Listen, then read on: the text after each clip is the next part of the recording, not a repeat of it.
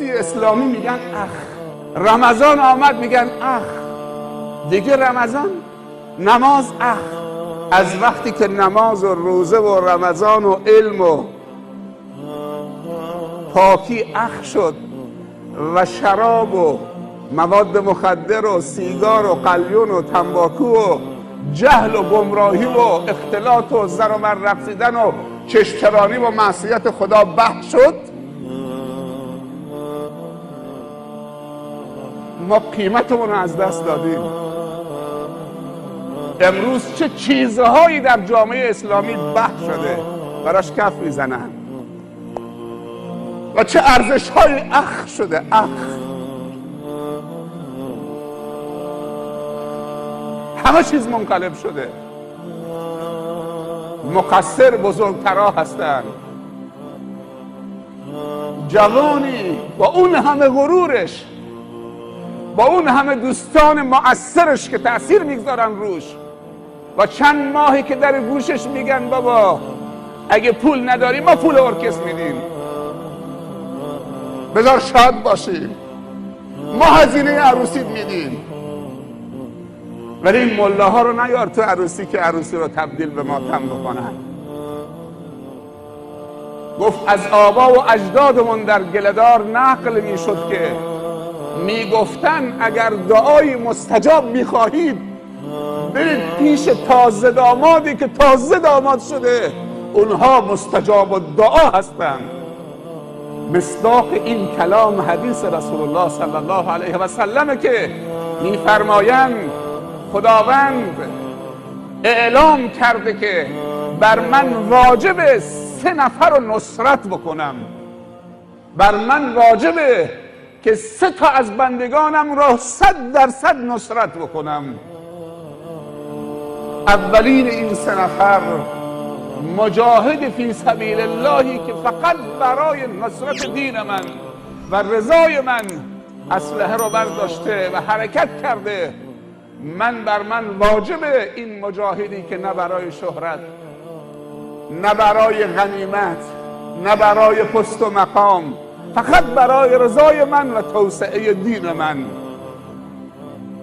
من از این حمایت میکنم. دوم، جوانی که به قصد حفظ عفت و پاکدامنیش اقدام به ازدواج بکند، اگر فقیرم باشد از فضل خودم اونو غنی میکنم. بی منت ان یکونوا فقراء یغنیهم الله من فضله، آیه قرآنه. کسی که خدا تعهد داده بر خودش واجب دونسته که نصرتش بکنه اگر قصد عفت داشته باشه، آیا دعاش مستجاب نمیشه؟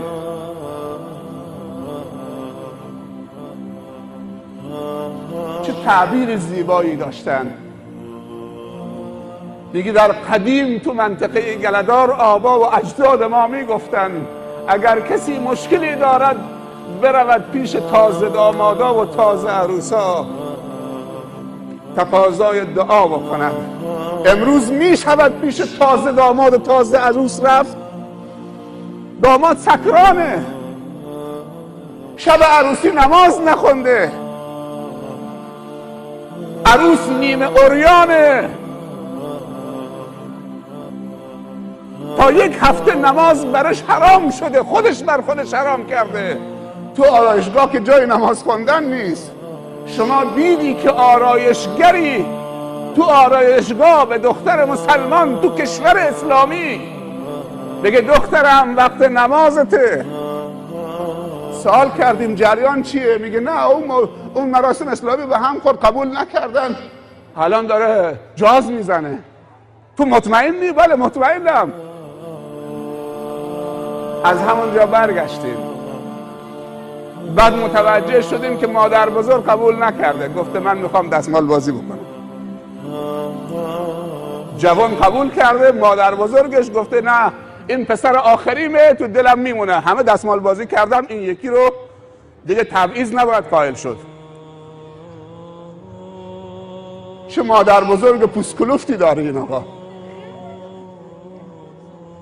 واقعا چه مادر بزرگ پوست کلوفتی داره که پوستش تحمل سوختن رو در جهنم داره؟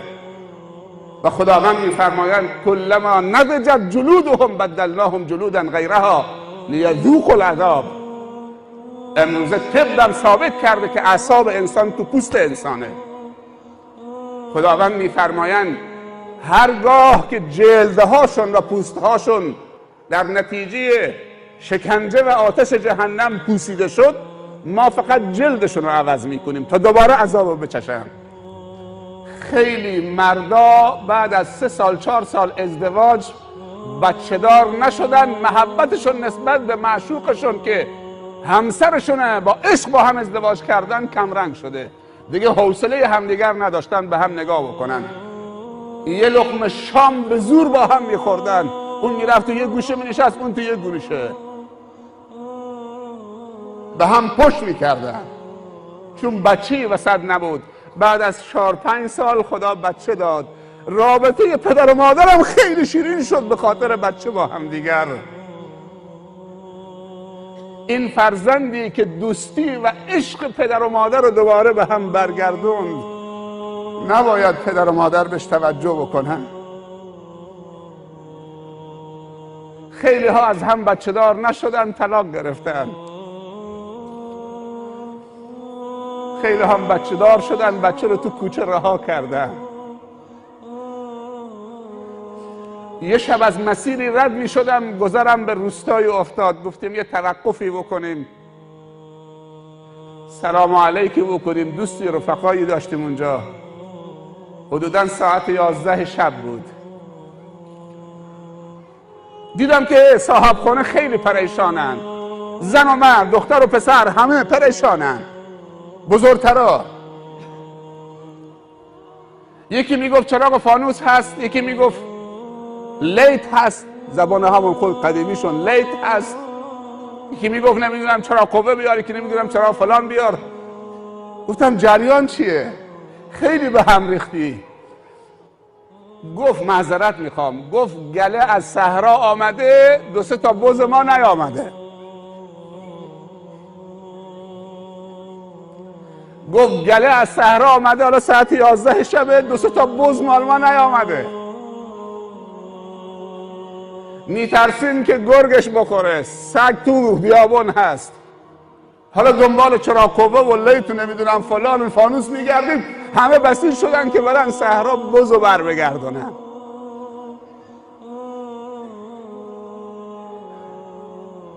ولی ساعت 12 شب محمد 15 سالش خونه نیست، کسی سوال نمیکنه پس محمد کجاست؟ فاطمه کجاست؟ ساعت 11 شب حالا چه جوان جلو آینه میسه، عروسیه. باور بکنید تا 30 سال پیش نماز عشا بین مغرب و عشا شام میخوردن، نماز عشا خونده بودن، بعد از نماز همه تو بستر خوابیده بودن. بچه 15-16 ساله 17 ساله الان ساعت 11 شب تازه آماده میشه که بره بیرون. عروسی از ساعت 12 شروع میشه، ساعت 4 صبح گرم میشه. اذان صبح میگه دست از آوازخوانی نمیکشن، اذان صبح براشون تلخ میشه. بارها بوده که شکایت مؤذن کردن، تهدید کردن مؤذن مسجد و امام که این سر این بلندگو رو بچرخون. این صداش وقتی اذان صبح میگه بچه ما از خواب تو خوره مریض داریم، بچه ما نمیدونم پریشان میشه. ولی کنار همون مسجد باند مونتاربو همینجور یک سره میزنن، نه بچهش تو خواب میپره نه مریضش، بلکه میگه موسیقی غذای روحه، آرام میگیره، بچه لالایی میکنه میخوابه، حتما مادرش هم میرقصه. الا به ذکر الله تطمئن القلوب. چی من شده؟ چه آفاتی، چه میکروبی، چه انگلی وارد زندگیمون شده. چقدر شما الان مطمئنی بچه‌ت هم نشسته اینجا؟